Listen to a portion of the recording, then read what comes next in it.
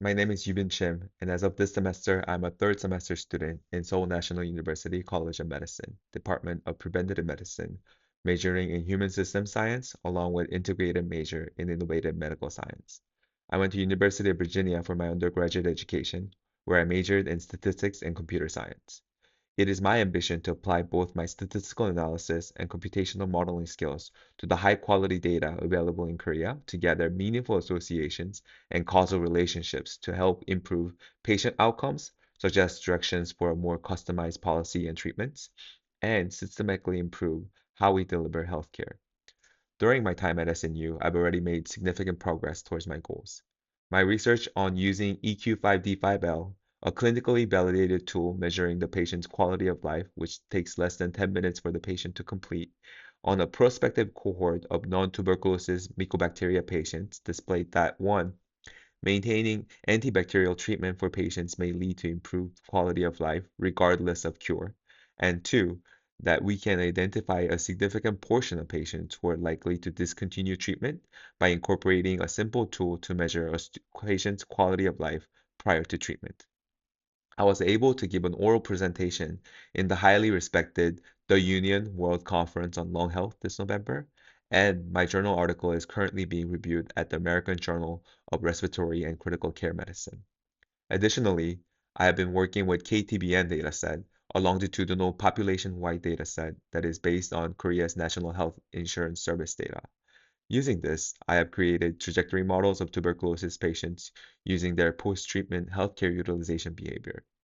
I have connected this utilization trajectory with demographic and clinically relevant variables such as age, sex, socioeconomic status, comorbidities, infection history, and treatment outcome. This research benefits 1. The patients by identifying high-need survivors and supporting more tailored post-TB care. 2. The researchers by revealing heterogeneity in tuberculosis patients and allowing risk factor and mechanism studies. And 3. The policymakers by quantifying long-term system burden and enabling targeted resource allocation. The results from this study will be presented at Innovative Medical Science Conference and is currently being prepared for submission at Epidemiology or American Journal of Epidemiology by March 2026.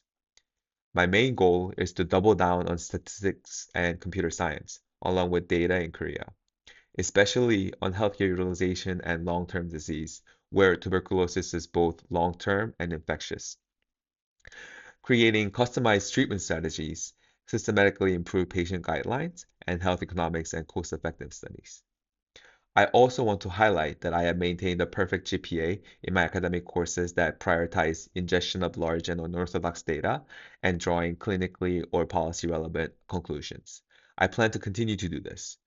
Wherever there is an academic conference, a seminar, or competition that allows me to explore new sources of data or new methodology, you can expect me to be present.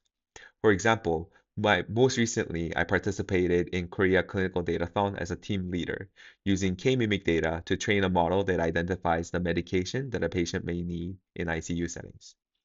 On top of the submissions that I mentioned before, I plan to 1. Conduct a scoping review of synthetic control for health utilization in public health. 2. Create a target trial emulation study for a shortened regimen of multi-drug resistant tuberculosis to establish the treatment of real-world effectiveness. And apply my group-based trajectory models along with its more nuanced variants on data that my lab is actively working on, including organ transplant data and patient data from National Cancer Control Planning Board. After graduation, I'm currently applying to PhD programs in biostatistics and epidemiology, especially epidemiologic methodology and causal inference focused programs. Eventually, I want to split time between academic research and advisory roles with WHO or national CDCs. Tuberculosis kills 1.3 million people annually, predominantly in low-income populations where rigorous causal inference is most needed yet least available. By developing methods specifically for resource-constrained settings with irregular data, I aim to ensure that innovations in causal inference translate to better disease surveillance. Doing so, I hope to act as a bridge between Seoul National University and the global community of scholars, leading research that produces not just findings, but establishes the standards for the findings. ultimately ensuring that health interventions are causally valid and statistically transparent. Thank you.